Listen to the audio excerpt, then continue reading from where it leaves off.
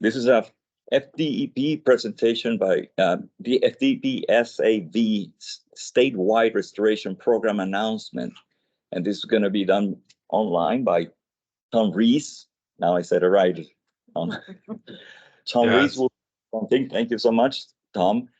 Let me let the group here know. The next slide is the purpose: to brief the committee about the new project to restore submerged aquatic vegetation throughout the state of Florida.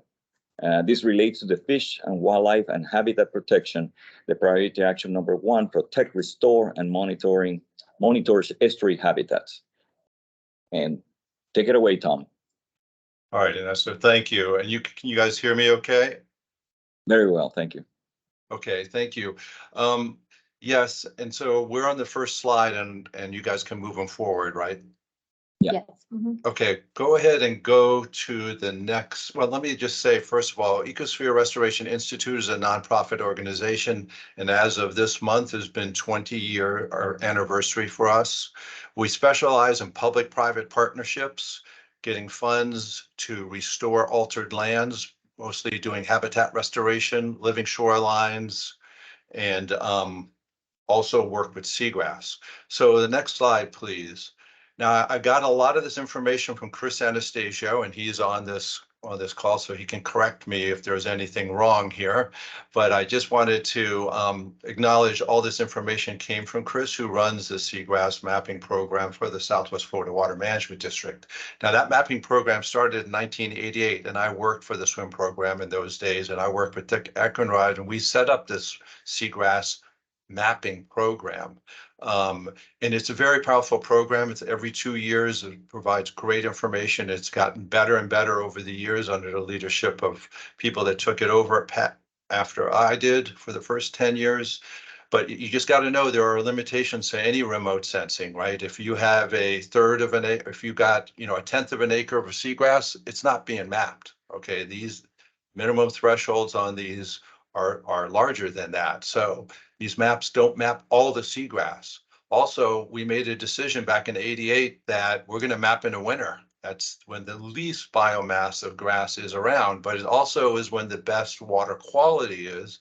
Back in '88, you couldn't see down more than 4 feet in portions of Tampa Bay. So we decided it's the least amount of mapping or biomass to map, but we had the best water clarity. And so just some facts on the seagrass mapping. And also every 5 years, Chris also does mapping for Pasco County, and that has one of the highest amount of seagrasses of any county in the state. And so this is very powerful information. And so what I'm going to focus on are 2 water bodies. Is a little bit of information on Tampa Bay and a tiny bit of information on Charlotte Harbor. And Chris can always give you more on the trends and what portions of the bay have changes in Charlotte Harbor. So next slide, please. So this slide here shows the results of the comparison between the 2020 and the 2022 seagrass. And what jumps out at you at this right away is that all bay segments, except for Clearwater Harbor and St. Joseph Sound, lost seagrasses in that 2-year program. And we're not talking small losses, we're talking thousands of acres. For example, over 4,000 acres lost in Tampa Bay. And that's on top of the 2,000 acres lost in the previous 2018 to 2020 period. So that's a lot of seagrass loss, and it's a trend that seems to be going most of West Central Florida, including Charlotte Harbor. Now that's only a 2%, and that can be considered almost noise or within the standard deviation of this mapping. But since all these areas had loss, this probably is a loss, whether it's 360 acres is not a lot. It's 2.4% of the seagrass that was there in 2022, but it is a trend that we want to monitor, and we'd like to stop or at least see if we can slow down, because we've met some great numbers over the years, and to see these losses is a little disturbing. So I'm going to talk about Tampa Bay a little bit. So can you go to the next slide, please? Now this slide shows, the acreage and by bay segment of the seagrass in Tampa Bay. Now what you can see in here is everything mapped. In green is grass, whether it's continuous or patchy, and you can see where the biggest losses were. And also look at the bottom left. Chris has a nice illustration here how we gained grass all the way to 2016 when we exceeded the amount of seagrass than we had there in the 1950s. And in 2018 further exceeded it. But then we start seeing this trend downward. And that is a concerning trend that we don't want to see continue. We'd like to see that flatten up or actually get back up to those numbers that we had in 2018 and 2016. So two portions of the bay, which is not too surprising, the most upper portions of Tampa Bay had the biggest hits, right? The less circulation, water quality can be a problem up in those port sections, and that's Old Tampa Bay, which Old Tampa Bay lost 38% of all its seagrasses. And Hillsborough Bay lost 51% of all its seagrasses. So that's a big issue, right? And so it's something that we need to look at and track. Let's go to the next slide, please.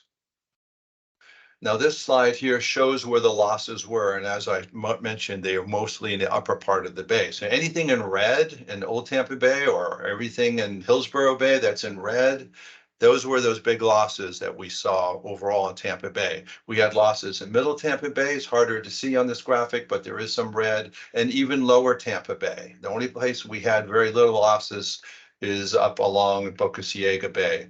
So these are trends that we are watching closely, and I know Chris is. And what can we do about it? And I'll put a second of my commentary in there. We need to improve water quality, right? And that's what it comes down to. The water management districts and DEP's rules for wet detention do not remove as much nitrogen as was hoped when these rules were set up. So maybe we need to have bigger wet retention ponds or go to dry retention, which are more effective at removing nitrogen if you're flowing to an estuarine water body. So those are things that should be done, because otherwise we have continued development, and even if they meet all their current ERP rules, they're not removing enough nitrogen if you're coming to an estuarine water body. So that's something that should be considered. But in the meantime, what can we do? So let's go to the next slide, please. This is just a summary, which I just went through, and I just want to go in here in that last bullet. This is a third straight iteration every 2 years that losses have been noted. 12 years of dropping grasses in Tampa Bay, seagrass coverage. And so again, it's a disconcerting thing. If we can go to the next slide, let's talk about Charlotte Harbor. Now, like I said, Chris can give you all the facts. I don't have all the facts on here, but I do have some graphics I wanted to show you. So this is near the Boca Grande area. And if you look on the left side of the panel, it's 2022. You can see this area here that's almost all green, which is just below where it says 2022. All is green. There is more white on the tip than if you look over on to the right in 2020, all of that's green.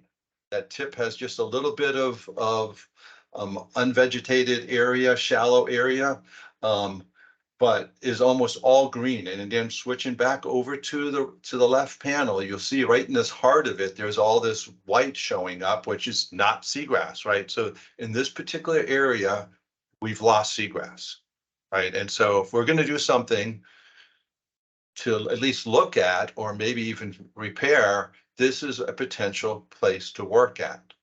If you go to the next slide, I have just one more image here for Charlotte Harbor, and this is the eastern wall.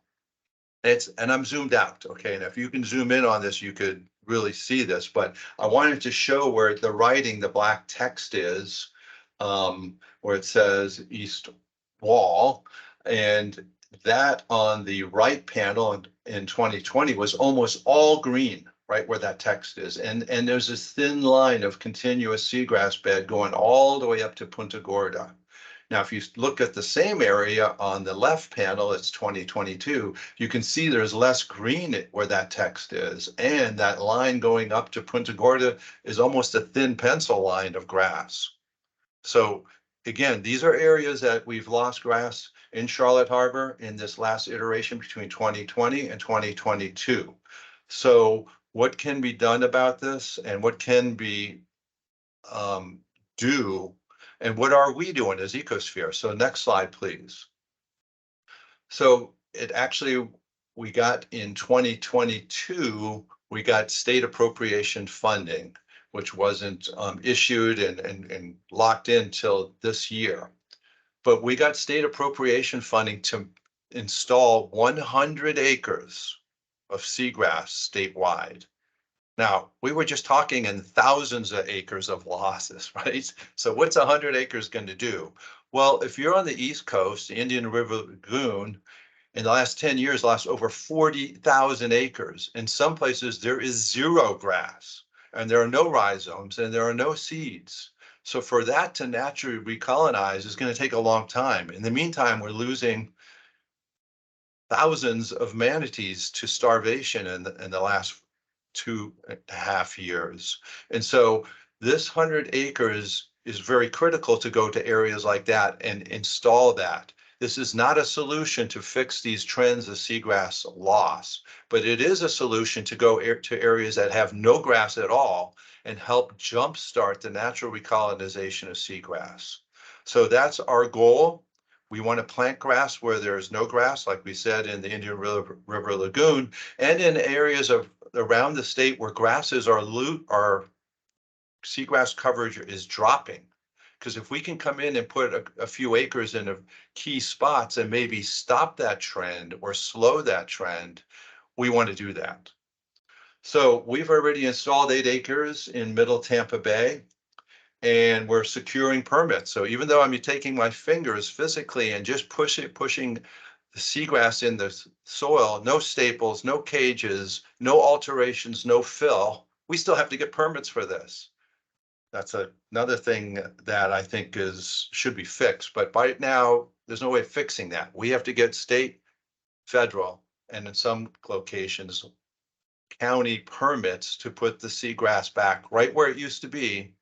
And so that's a process. All these 25 acres that we've put in so far, which is our total as of this month, 25 acres, were put in projects that had permits. The other 75, I'm trying to get permits from right now. So I wanted to introduce you to this program because if Charlotte Harbor or anywhere down in that area, you guys know the area better than I do. And so if you can point to areas like we showed on that map, which is what we would start with, we'll try and get permits to put seagrass in that area to help slow down these trends. Or better yet, does anybody know of a project that's fully permitted that put seagrass in and maybe didn't put in all? We can come in at no cost at all and install grass. Now, we're mostly installing Haladuli rhydi shoal grass because it has the greatest salinity tolerance and it can be exposed to the air, and it's a good grass and hardy grass to put in. Now, in some places around the state, like up in the Panhandle, we're planting a lot of turtle grass.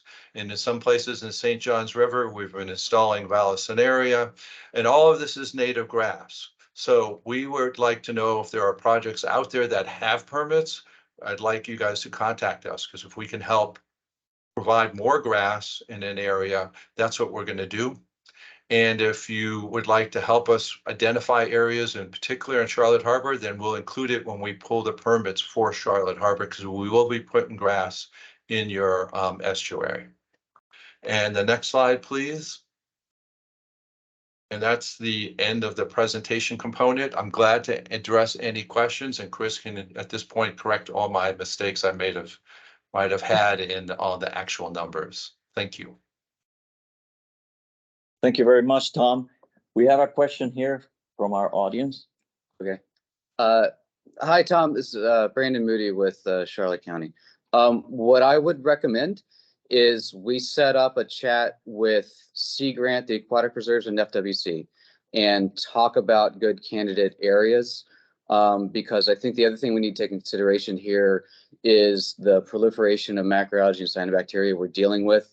We want to make sure that we kind of work with y'all to identify a spot that's going to stand the best chance of success, not only in terms of it providing kind of the ideal chemistry conditions, but also it's not going to get immediately smothered by some of this outgrowth that we're dealing with right now. In terms of permits, there are two activities going on that I'm aware of that we could maybe talk about tying into or doing something in association with. One is the cohabitation work going on with the Gulf Shellfish Institute. I got that name wrong. But they're looking at doing clam and seagrass cohabitation work down kind of in the Gasparilla Sound, Boca Grande-ish area. They're kind of still in the early phases of that. There's also the separate billion clams initiatives that have been doing the FDACS submerged aquaculture permits for planting clam beds in various areas around Charlotte Harbor in the interior, and also sort of around kind of Gasparilla and Boca Grande. Again, those are the FDACS permits. It's kind of a different beast than what you're talking about, but it may be that we can kind of use that as inroads from a regulatory perspective to try to expedite some of these processes. If we see an opportunity to do some of the seagrass planting in regions kind of adjacent to those. So my recommendation is let's talk and we'll get those other folks in the room too. Thank you, Brandon. Yep. In fact, I have one question in the online I would like to address. Mindy, would you have a question for Tom? Hi, thank you, Tom. Yeah, it's kind of along the same lines that Brandon was talking about. And you mentioned looking at aerial imagery from 2020 to 2022, but if you look back at 2018, we actually lost a lot more seagrass in the Charlotte Harbor area. I think it was more than 3,000 acres. And a lot of that was on the east wall, like Brandon said, due to that macroalgae smothering. So yeah, I'd like to, and I know Ariel's in the room too, but be involved in these conversations. I was wondering if you have any success criteria associated with this, or is it more like a pilot project, let's plant and study and see what happens? Well, first of all, good comments from both. To answer your question on post-monitoring and success criteria, there are no success criteria required. But obviously we want to know what's working and where and why, and so that we can tweak our methods if we need to. Now, USF is getting some of this funding to do a very rigorous study on a very small subset of our 100 acres. They're going to be working on 4 different locations. And so the data from that will be very useful, not only for us, but for anybody else that's doing any work with seagrass. They're doing a very rigorous assessment of the areas that we've planted.